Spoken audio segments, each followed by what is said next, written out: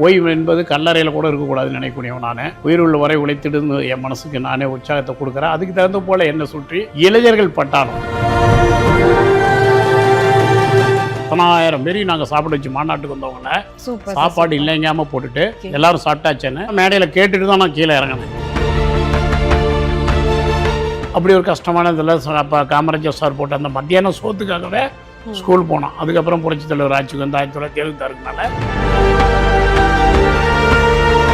நான் முதலாளியானது மட்டுமல்ல, உலகெங்கும் முதலாளிகளை உருவாக்குங்கிற பணியில் இறங்கி இன்னைக்கு தட்ட 5000-10,000 பேருக்கு வேலை வாய்ப்பை நேரடியாகவும் மறைமுகமாகவும். ஒரே சீக்ரெட்டு தான், அது வீழ்வதும் நடப்பதும் நம்ம கையில் இருக்குது. நம்ம படுத்தா அது படுக்கும், நம்ம எழுந்து நடந்து தொழிலை கவனிச்சோமா அது வாழும். ஹாய் வியூவர்ஸ், இன்னைக்கு நம்ம கூட யார் இணைஞ்சிருக்காங்கன்னு பார்த்தீங்கன்னா, சுவையாலும் தரத்தாலும் சேலம்ல தனக்குன்னு ஒரு அடையாளம் செஞ்சிருக்க நம்மளோட சேலம் ஆர்ஆர் பிரியாணியோட ஃபவுண்டர் நம்ம அன்னபூர்ணின் புதவல் தான் இருக்காங்க. அவர் கூட வந்து நம்ம இப்போ கான்வர்சேஷன் தொடங்க போடுறோம். வணக்கம் சார். வணக்கம்மா. சார் எப்படி இருக்கீங்க சார்? நல்லா இருக்கேன்டாங்கண்ணா. Super sir. சார் உங்களை பற்றி நிறைய நியூஸ் வந்து நாங்கள் டே டு டே லைஃப்பில் வந்து நிறைய கேள்விப்பட்டுட்டே இருக்கோம். நிறைய யங்ஸ்டர்ஸ்க்கு வந்து நீங்கள் ஒரு இன்ஸ்பிரேஷனாக இருக்கீங்க. இதில் எல்லாரையும் வியக்கக்கூடிய ஒரு நியூஸ் என்னன்னு பார்த்தீங்கன்னா, இந்த காலத்துலையும் இந்த ஜென்ரேஷனையும் விறகு அடுப்போடு சேர்ந்து வந்து சமையல் நடக்குதுன்னு கேள்விப்பட்டோம் நம்மளோட ஃபேக்ட்ரியில். அது எவ்வளோக்கு எவ்வளோ உண்மை சார்? எவ்வளோ பாசிபிளாக இருக்குது சார்? நமக்குன்னு இல்லை, பிரியாணி போடுறீங்க 90% பேர் 5 ஸ்டார் ஹோட்டலில் தவிர்த்து எல்லாமே நெருப்பில் தான் போடுவாங்க. சாதாரண கடைகள் எல்லாமே ஓகே, ஸ்டார் ஹோட்டலில் அது இருக்காது. சிலிண்டரில் கொஞ்சம் கொஞ்சமாக போடுவாங்க. இந்த தம் பிரியாணிங்கிறது எல்லாருமே தமிழகம் முழுவதுமே நெருப்பில் தான் போட்டுட்டுருக்குறோம். ஓகே, அதோடைய கருவண மனம், அந்த புகை மனம், மேலே அந்த சாதம் அந்த மூடி மேலே நெருப்பள்ளி கொட்டுற வாசி, ஓகே, அது ஒரு மனமோட இருக்க காரணம் உள்ள இருக்கிற கஞ்சை நல்லா குடிச்சிடும்.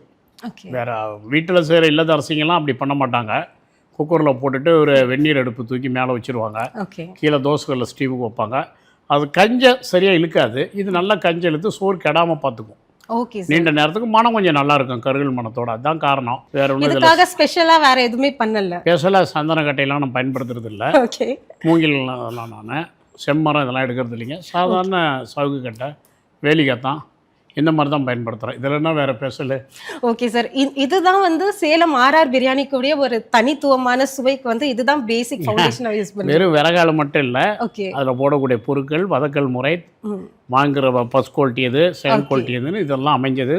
அதுக்கப்புறம் செய்முறை, இதெல்லாம் சேர்ந்தது தான் சுவைக்கு காரணம். சூப்பர் சார், ரொம்ப அற்புதமாக சொன்னீங்க. ஏன்னா நிறைய பேருக்கு வந்து நிறைய காம்படிஷன்ஸ் இருக்கும். ஒரு துறைன்னு ஏற்பட்டாலே, ஒரு மல்லிகை கடை, சாதாரண மல்லிகை கடைக்கு அவ்வளோ காம்படிஷன் இருக்கும்போது இத்தனை வருஷமாக வந்து நீங்கள் இந்த நிறுவனத்தில் வந்து நீங்கள் சஸ்டெயின் ஆகி உங்களுக்குன்னு ஒரு தனித்துவமான இடம் பிடிச்சிருக்கீங்க. இதுக்குண்டான சீக்ரெட்ஸ் ஏதாவது இருக்கா சார்? நம்ம யங்ஸ்டர்ஸ் ரொம்ப ஆர்வமாக இருக்காங்க.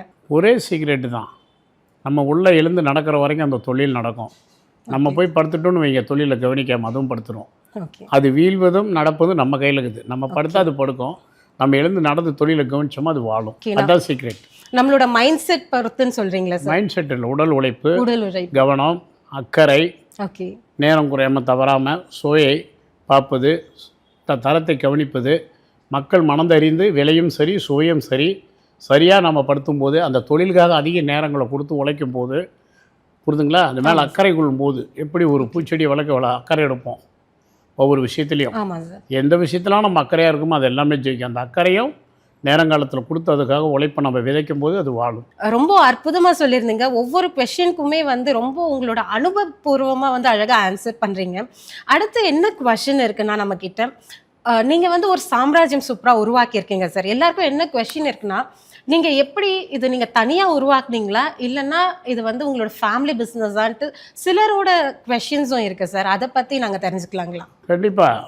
எங்கள் அப்பா இது சமையல் தொழில் அந்த ரத்தம் இருக்குது. நான் இப்போ 9 வயசுலேயே டீ கிளாஸ் கலவனத்தை சொல்லியிருக்கேன்.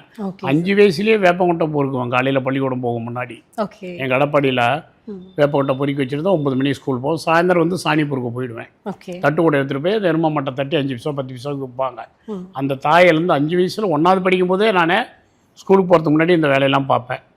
டவுசர் கூட கிடையாது, கோமணம் தான் கொடுப்பாங்க. டவுசர் தேஞ்சு போயிருன்னு வாங்கி வச்சுக்குவாங்க. அவ்வளோ ஒரு கஷ்டம் சாப்பாட்டுக்கு.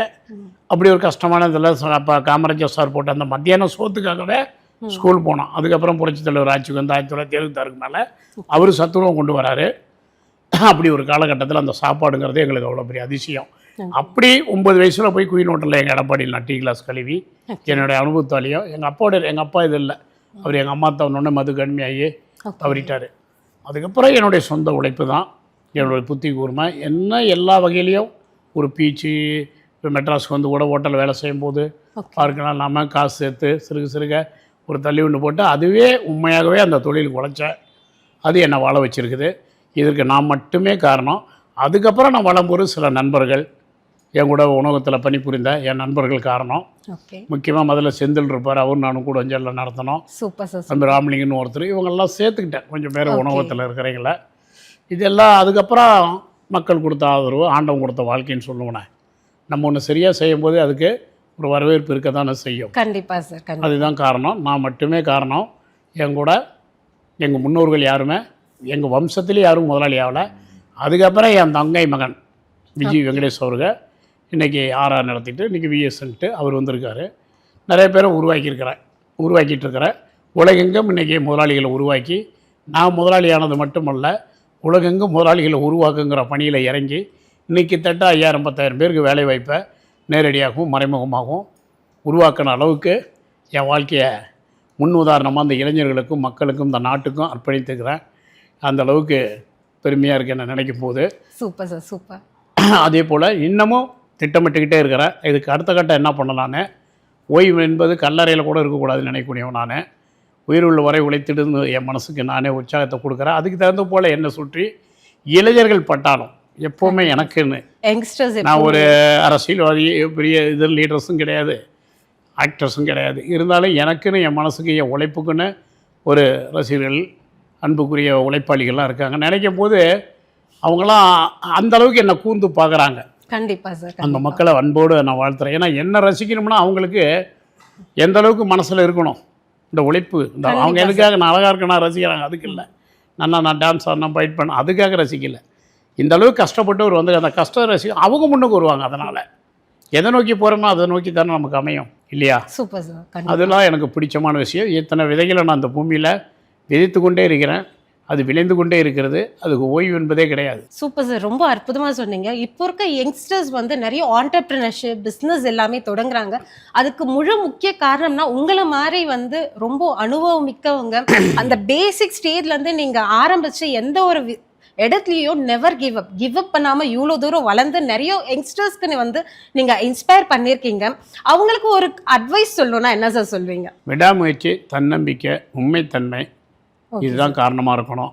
நம்ம எண்ணத்தில் ஒன்று, உடம்பில் ஒரு சோம்பேறித்தனத்தை வச்சுக்கிட்டு நம்ம எண்ணத்துக்கு நம்மளே எதிரியாக இருந்தோமா ஜெயிக்க முடியாது. அந்த உழைப்பை கரெக்டாக அதுக்கு விதைத்து நம்ம உண்மையாகவே அதுக்கு பாடுபடும் போது கண்டிப்பாக அது ஜெயிக்கும். இளைஞர்களுக்கு வந்து நான் ஒன்று சொல்லுவேன், நான் தோத்துட்டேங்கிறதுக்கு 20 வயசு 30 வயசில் இருக்கிறவங்களாம் பேசினா நான் ஏற்றுக்கவே மாட்டேன். ஓகே, அதெல்லாம் அப்படி நினைக்கவே கூடாது. ஒருத்தர் 70-80 வயசில் தோற்றா நான் தோல்வியும்பேன். இந்த வயசு நம்ம கையில் எவ்வளோ எக்ஸ்பீரியன்ஸ் கற்றுக் கொடுக்கும். எந்த கஷ்டமும் எந்த தோல்வியும் ஒரு அனுபவத்தை கொடுத்துருக்கோம். ஒரு தொழில் தோக்குதுன்னா அது நம்ம கையில் தான் இருக்குது. ஓகே சார், அது வேறு யார் கையிலும் இல்லை. நீ சரியாக பண்ணும் பட்சத்தில் அது தோல்வியே கிடையாது. சரியாக பண்ணலைன்னா தோல்வி தான் அது. நீங்கள் எண்ணெயில் போடுற போண்டா கூட தண்ணியாக இருந்தால் பிரிஞ்சு போயிடும். கரெக்டாக உருண்டை பிடிச்சி போட்டால் தான் நிற்கும். நீ சரியாக இருக்கிற வரைக்கும் தானே இது சரியாக இருக்கும். சொல்லுங்கள், நீ உண்மையாக இருக்கிற வரைக்கும் தான் உனக்கு எதிர்ப்பு உண்மையாக இருக்கும். கண்டிப்பாக சார், கண்டிப்பாக இல்லையா? கரெக்டாக இளைஞருக்கு நான் சொல்லக்கூடியது, யார் நம்மளை ஏசுவாங்க புகழ்வாங்கிறதெல்லாம் எதிர்பார்க்கக்கூடாது. கண்டிப்பாக தான் கொண்ட துறைக்கு உண்மையாகவே உழைத்து உண்மையானவர்கள் நம்ம இருக்கும் பட்சத்தில், அந்த தொழிலுக்கு உண்மையாக இருக்கும் பட்சத்தில் அந்த தொழில் வாழும். நான் இளைஞர்களுக்கு அதை மட்டும் இன்றைக்கி நான் அடுப்பில் நிற்கிறேன். தேவையான டேஸ்ட்டை போய் கவனிக்கிறேன். தேவையான இப்போ கூட பார்த்திங்க வணிகர் மாநாட்டு பந்தலில் நின்று பேசிகிட்டு இருக்கும்போது கூட எங்கள் தம்பி அன்பு தம்பி எங்கள் யூடியூப் ஆர்ஆர் தமிழோடைய பூபதியை கூப்பிட்றேன். ஓகே, என் உழைப்புக்கு எவ்வளோ முக்கியத்துவம் கொடுக்குறேன் பார்த்தியான்னு. என்னை எவ்வளோ பேர் செல்ஃபி எடுக்க பார்த்தாங்க. ஓகே, அந்த வேலை கரெக்டாக நடக்கணும். இறுதி வரைக்கும் நின்று 6 மணிக்கு அப்புறம் கூட மாநாடு முடிஞ்சு ஓகே எல்லோரும் சாப்பிட்டீங்களா அப்படின்னு கேட்டேன். 10000 பேரையும் நாங்கள் சாப்பிட வச்சு மாநாட்டுக்கு வந்தவங்கள சாப்பாடு இல்லைங்காமல் போட்டுட்டு மத்தியானம் 1:30-2 மணிக்கு தொடங்கினோம் பந்தல் சாப்பாடை 6 மணி வரைக்கும். Super sir. கேட்டுட்டு தான் மேடையில் கேட்டுட்டு தான் நான் கீழே இறங்கினேன். எல்லோரும் சாப்பிட்டாச்சேன்னு அந்த மாநாட்டு தலைவரும் மக்களை பார்த்து கேட்டார், இன்னும் சாப்பாடு இது சாப்பிட்றீங்களான்னு அவர் கேட்குறாருன்னு. ஏன்னா எப்போவுமே நான் ஒரு இடத்துல நின்னா ஒரு வயிறு இல்லைன்னு போகக்கூடாதுங்கிறது இது வரைக்கும் வாழ்க்கையில் நான் வாழ்ந்திருக்கேன். அது பணம் வருது கம்மியாக கொடுத்தாங்க இல்லை இல்லாமல் கூட நான் பண்ணியிருப்பேன்.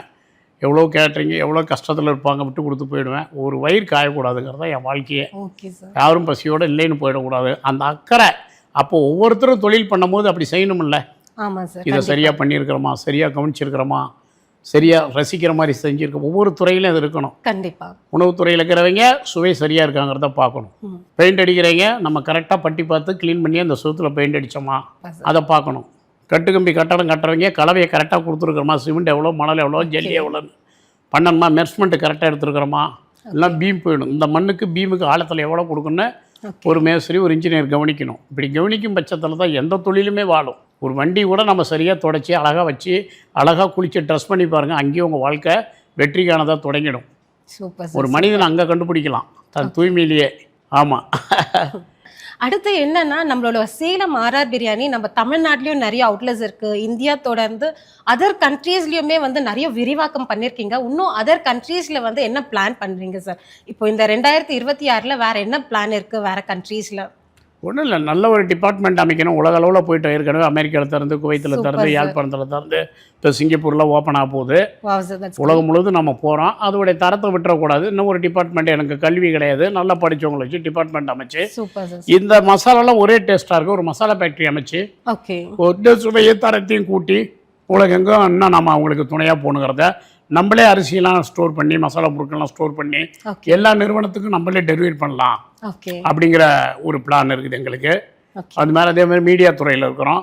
மீடியா துறையை நான் கையில் எடுக்க காரணமே இளைஞர்களுக்கான வேலை வாய்ப்பை பெருக்கணும், நிறைய உடலுக்கு தேவையான விஷயங்களை பேசணும், அவங்களுக்கு தன்னம்பிக்கை விட்ட விஷயங்களை நிறையா பேசணும் அப்படின்னு நான் தொடக்கிட்டேன்.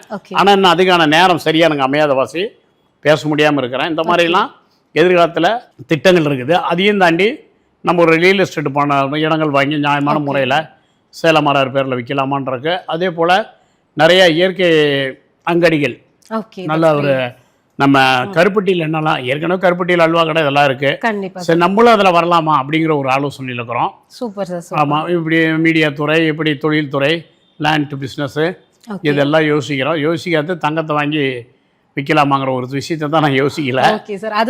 இல்லை இல்லை இல்லை காரணம் இருக்கு, தெரியாத செய்யக்கூடாதுங்கிற எண்ணம். என்னை சார்ந்த தொழில் அப்படியே நேக்கா போனால் ஏன்னா அது ஈஸியாக இருக்க மட்டும் திட்டமிட்டு இருக்கிறேன். ஆனால் திட்டங்கள் இருந்து கொண்டு தான் இருக்கே தவிர ஒன்றும் நான் இங்கே தொய்வு ஏற்படுறதுக்கெல்லாம் இங்கே வழி கிடையாது. அடுத்த கட்டமாக எல்லாருக்குமே இன்னும் அதிக கிளைகளை கொடுத்து அதிக தரங்களை உயர்த்தி இது இன்னும் சீர்திருத்தம் பண்ணுறதுல சுவையில் நிறைய இடத்துல கம்ப்ளைண்ட்ஸ் இருக்குது சேலம் ஆர்ஆரில். அந்த முதலாளிகள்லாம் அவங்களுக்கு தம்பிமார்கள் என் கடை நடத்தக்கூடிய பிள்ளைகளாக தம்பிகளாக இருக்கக்கூடிய என்னுடைய கிளை உரிமையாளர்களுக்கு அவங்களுக்கு நான் துணை புரியணும். ஒரு கேரவான் ரெடி பண்ணி ஊராக போய் நான் தங்கி ட்ராவல் பண்ணி ஒவ்வொரு கடையும் சுவையும் தரத்தையும் கவனிக்கணுங்கிற திட்டத்தோடு இருக்கிறேன். Super sir, super. So thank you so much sir. உங்களோட பொன்னான நேரம் எங்களோட செலவழித்ததில் உங்களுக்கு இதே மாதிரி ரொம்ப இன்ஸ்பிரேஷனான ஸ்டோரிஸ் இதை பற்றி நிறைய தெரிஞ்சுக்கணும், பிஸ்னஸை பற்றி நிறைய தெரிஞ்சுக்கணும்னா நம்ம ஆர்ஆர் தமிழ் சேனலை சப்ஸ்கிரைப் பண்ணுங்க. சப்ஸ்கிரைப் பண்ணிங்கன்னா கண்டிப்பாக இதே மாதிரி நிறைய வீடியோஸ் உங்களுக்கு வரும். So it's signing off by Vijay Reshmi. ஊடக செய்திகள் யாவும் உடனுக்குடன் தெரிந்து கொள்ள ஆர்ஆர் தமிழில் கண்டு களியுங்கள்.